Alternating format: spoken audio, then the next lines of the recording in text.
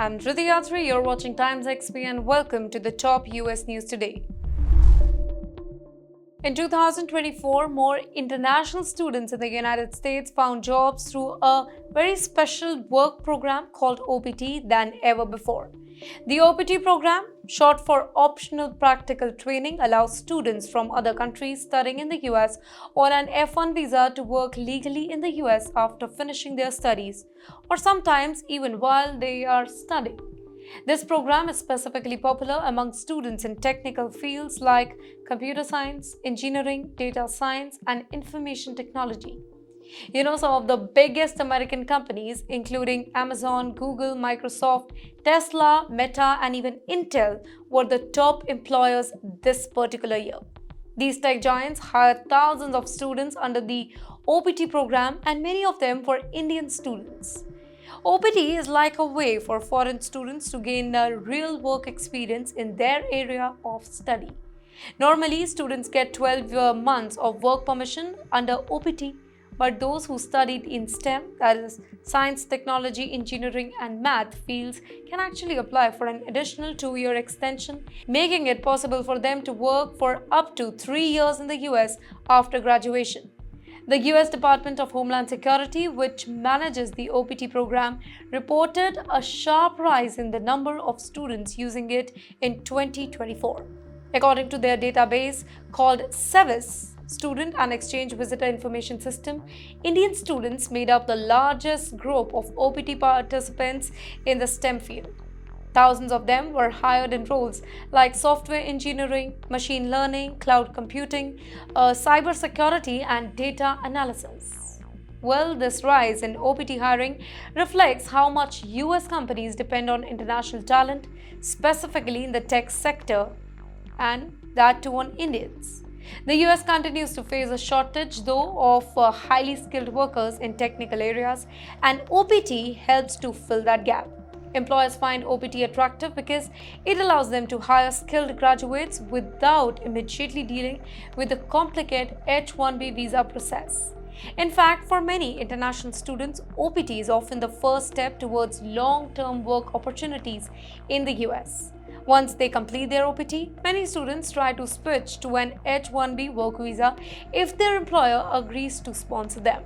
In total, hundreds of thousands of international students participated in OPT across the US in 2024, and the top hiring states were California, Texas, New York, and Washington, where most of the tech companies are based. The United States immigration system is facing a serious issue with fraud, specifically in a special category of green card applications known as EB-1A, which is meant for people with extraordinary abilities in areas like science, arts, business, or sports. Recently, the US Citizenship and Immigration Services began reviewing many of these cases and has already revoked several approvals, most of which were linked to Indian applicants. According to immigration lawyer Rahul Reddy, some applicants were not truly eligible for the EB-1A category, but they kind of managed to get approved by using tricks to look more accomplished. Well, these individuals publishing in poor quality journals, getting fake awards, and creating fake academic circulations by working with others in a network of about 200 people. Some even turned this into a business, offering profile boosting services for money. The USCIS is now taking these issues very seriously, going back to recheck approved green cards. Well, this is going to lead to more revocations and legal trouble. While this has created fear among many applicants, others who followed the legal process feels hopeful.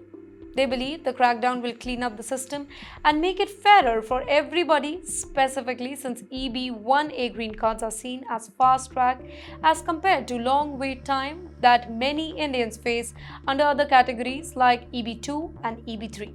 In another related case, a California company called Epic Solutions was caught breaking US hiring law by favoring foreign workers on H-1B visas and ignoring qualified American citizens. The US Department of Justice investigated the case and found that the company had posted job ads that excluded US citizens, which is, by the way, illegal under the Immigration and Nationality Act. As a result, Epic Solution was fined $71,916 and is now required to change its hiring process, stop discriminatory ads, and attend training sessions on fair employment practices. This is the very first case resolved under a government effort called the Protecting US Workers Initiative, which aims to make sure that American workers get fair job opportunities, specifically in the tech sector. In a serious incident that has shocked the immigrant communities, 4 detainees escaped from an immigration detention center in Newark, New Jersey. The center, called Delaney Hall, is run by a private company named GEO Group, which has a $1 billion contract with the US government to house immigrants in the facility. Well, the center is currently being used under Donald Trump's immigration crackdown, which has brought strict measures and increased deportations and detentions across the country. The Department of Homeland Security confirmed that the 4 people escaped, but they did not give out their names or explain how exactly they managed to flee. Law enforcement agencies have now joined in to search to find them. And at the very same time, this detention center is facing a lot of attention and criticism due to what many are calling inhumane condition inside the center. In the days leading up to the escape, there were reports of unrest inside the facility. According to lawyers and family members of the detainees, the trouble started when people went without food for nearly 20 hours. One woman told CBS News that her husband, who is held inside that same detention center, described a violent outburst during lunchtime because people were so hungry and they felt ignored. She said that they were breaking things just to get somebody to listen. Her husband told her that he was hiding because he was scared for his life. Now, because of the unrest, the facility was placed under lockdown. The Bronze Defender, a legal group representing the migrants, said that since the incident, all legal contacts, including phone calls and video meetings, have been stopped. Lawyers say that they have been unable to speak with their clients and worry about their safety and mental health of those who are inside. One attorney said that immigration officials have not yet responded to their questions or provided any sort of update. Outside the detention center, the situation is just as tense. On Thursday night, protesters gathered around the facility, clashing with police and pushing against the barricades. Among the protesters were even elected members. Newark Mayor Ras Baraka and Democratic Congresswoman La Monica were both arrested by ICE officials in May after trying to enter the center to check on the living conditions. Although their cases were later dismissed, they say that their goal was to make sure that the detainees were being treated fairly. Both of them have expressed deep concern about the events at the detention center. The mayor said that he was troubled by reports of poor treatment, including people not being fed and abused by guards, which may have been led to escape and uprising. Congresswoman also said that her office is keeping a close watch and called the reported conditions inside the facility abusive. Now, this latest chaos comes as the United States President Donald Trump increases his effort to crack down on illegal immigration. For example, in Los Angeles, he has sent thousands of National Guard troops and Marines to deal with protesters against the police. Over 400 people have been arrested in LA alone in just 1 week. Well, the situation at the detention center raises many serious questions. Serious war has broken between Iran and Israel, and the situation is becoming more dangerous with each passing day. Then, in response, India has begun the urgent task of evacuating its citizens from Iran, specifically students who are currently stranded over there. There are over 10,000 Indian nationals in Iran right now, many of whom went for studies, business, or employment. With Iran now under serious attack and its airspace closed due to the conflict, it has become unsafe for foreign nationals to remain over there. In the meantime, the Indian government has started moving its people out of Iran. On June 17, the first batch of about 100 Indians began their journey to safety by crossing into Armenia via land. Now, this was made possible after Iran positively responded to New Delhi's request for helping in evacuating Indian citizens. Since flights are not operating due to the closure of Iran's airspace, the only option available is to travel by road through neighboring countries. Countries like Armenia, Azerbaijan, Turkmenistan, and Afghanistan, depending on which route is the safest. The Indian Embassy in Tehran has issued advisories to all the Indian nationals, urging them to avoid unnecessary movement, stay in touch with the embassy, and monitor social media pages for updates. Well, the embassy has also assured that it is closely monitoring the current situation and is in constant touch with the Indian community in Iran to ensure their well-being. Officials in India are working around the clock to coordinate with Iranian authorities and prepare for the evacuation of thousands more in the days ahead. In the meantime, Iran-Israel conflict itself continues to escalate. The latest round of violence began after deadly Israeli strike inside Iran. In retaliation, Iran launched a large wave of missile strikes against Israeli targets, many of which managed to break through Israel's usual strong missile defense system. In the meantime, Iranian president has issued a stern warning, saying that if the United States does not step in to restrain Israel, Iran's next response will be much more painful. He pointed out that Iran has already shown its military strength by swiftly retaliating against the Israeli attack. In a controversial development, Israeli Prime Minister Benjamin Netanyahu was asked by ABC News whether he would consider targeting Israel's supreme leader, Ayatollah Ali Khamenei. Well, Netanyahu did not give a direct answer. Instead, he said, "We are doing what we need to," and suggesting that such action might actually bring an end to the conflict. However, many international observers believe that targeting such high-level figures could only lead to an more dangerous and widespread war. As of now, there are no reports of any Indian nationals being harmed in Iran, but the risks remain high.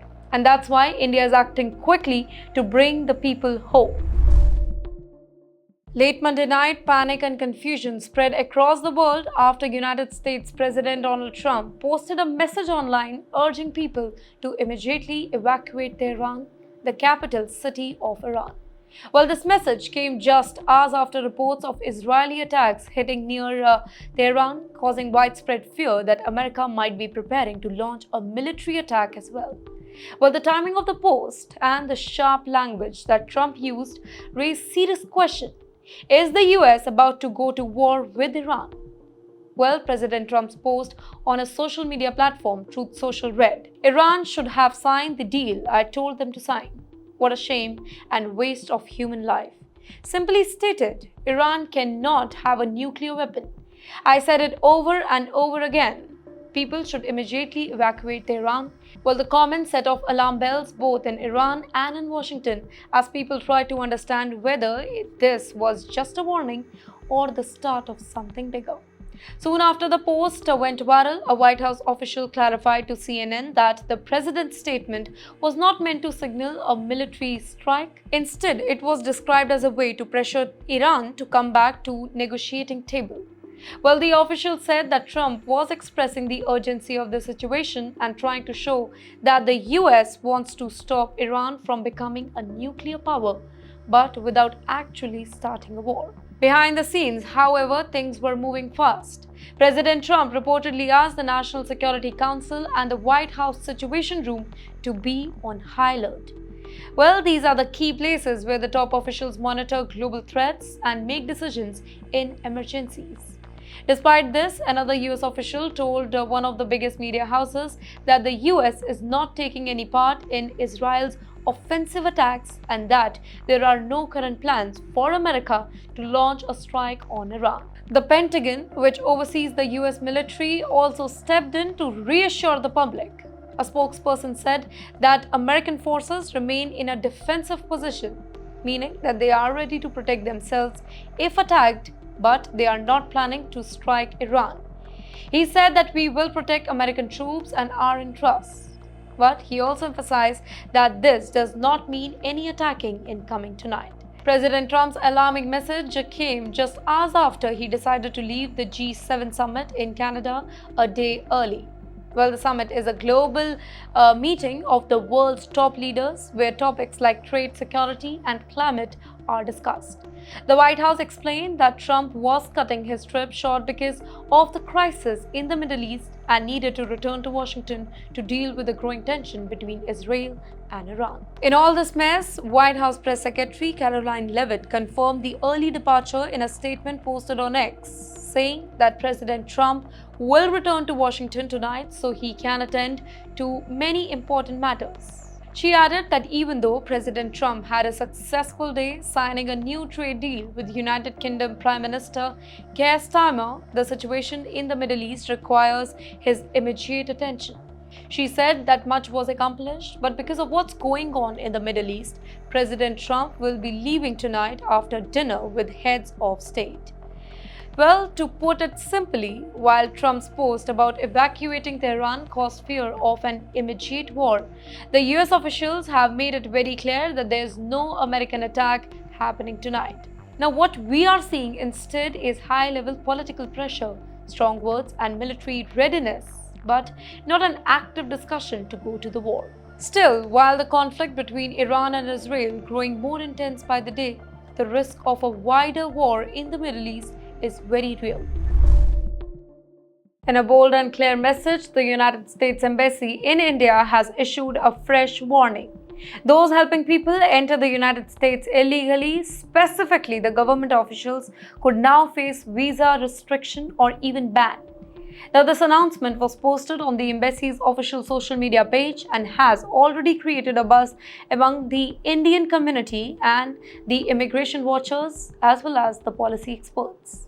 The new rule means that if a foreign government official is found to be supporting, ignoring, or even turning a blind eye to immigration and that to illegal one, the United States might block their visa, meaning that they won't be allowed to travel to America.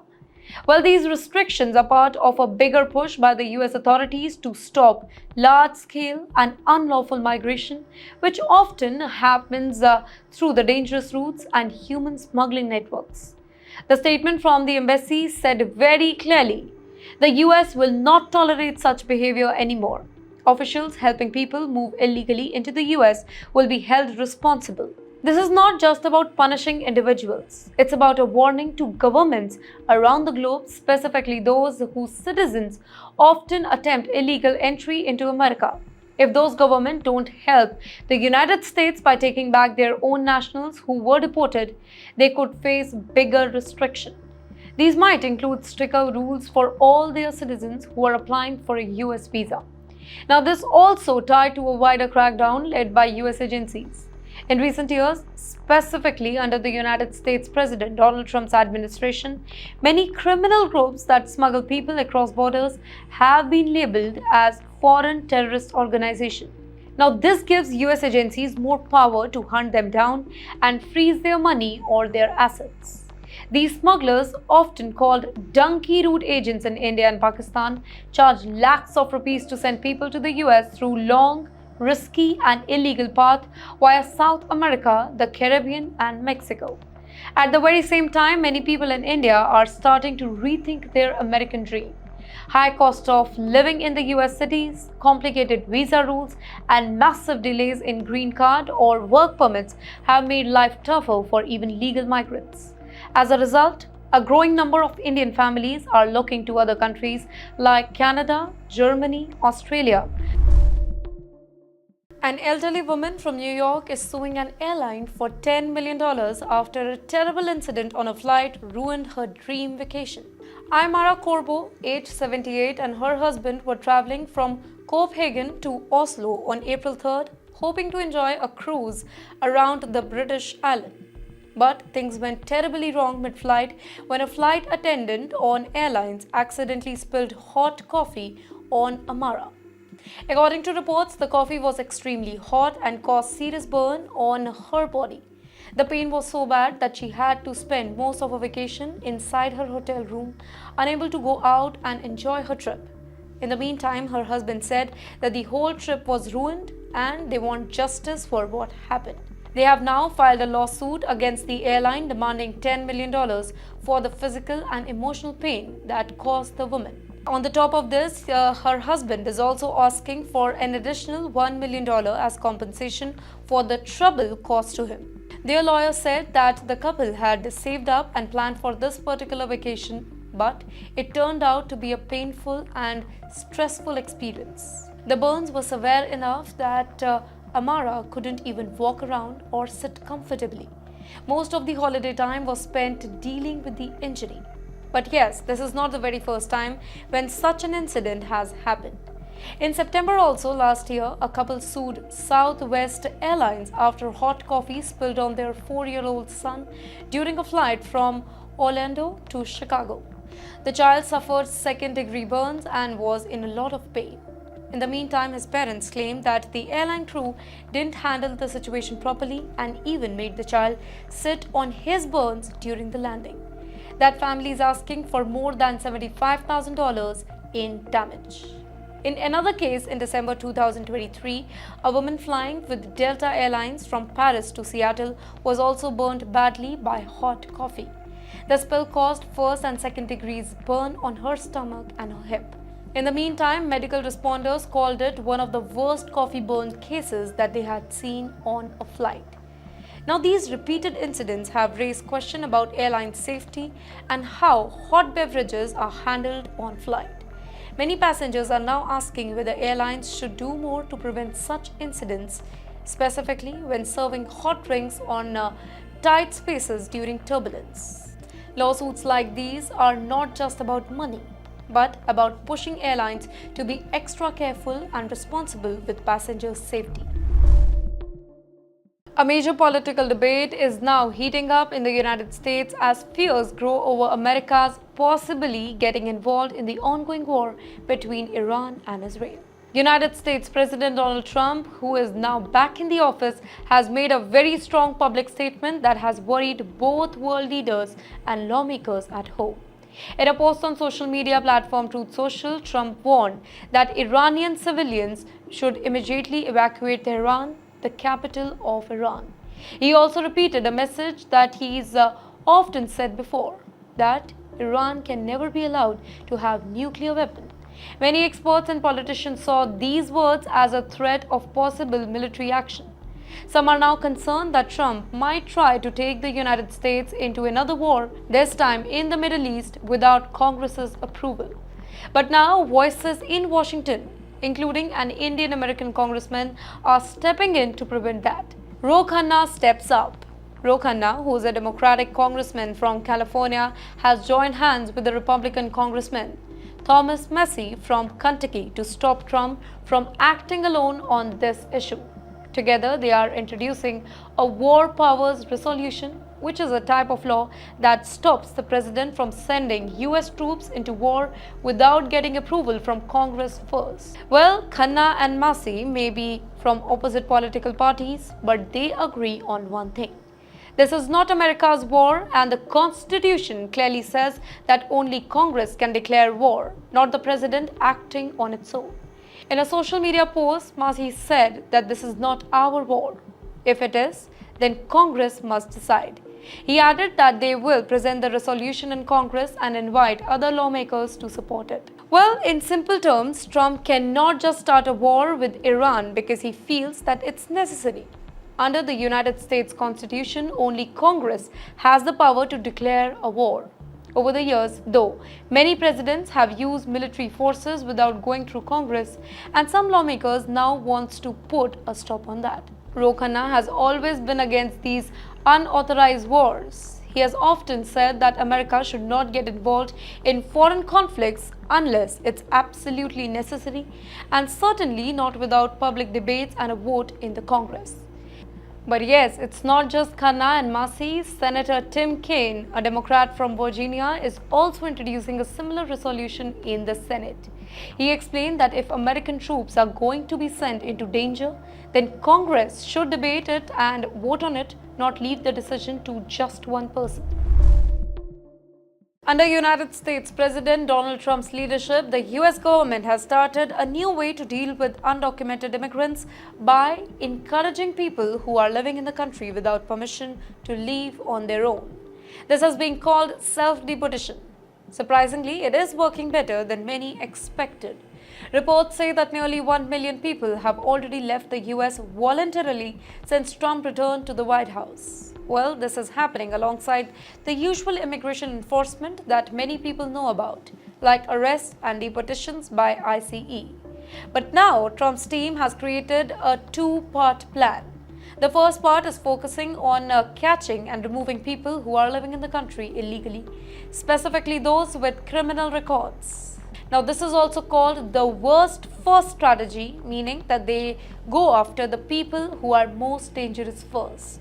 The second part of the plan is what's making headlines: getting people to leave the country on their own. Well, this part doesn't cost as much money for the government and doesn't need as many agents or resources. Instead, it uses pressure and legal rules to make undocumented immigrants feel that it's kind of better to leave than to risk getting caught. Right after Trump took the office again, he signed a very special order on Inauguration Day. That order told the Department of Homeland Security to make sure that every immigrant in the country, whether legal or illegal, registers with the federal government. Anybody who doesn't follow this rule can be taken to the court.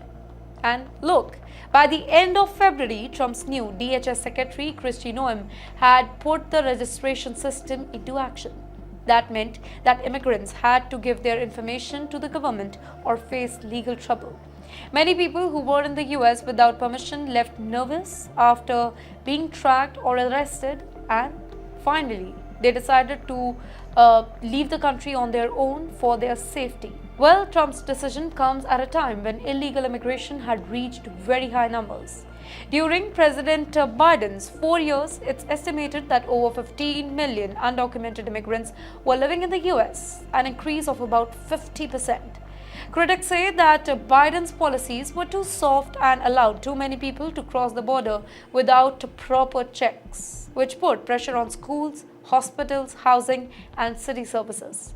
Supporters of Trump's new immigration approach say that with fewer undocumented workers competing for the jobs, wages are now rising, specifically for lower-income American workers.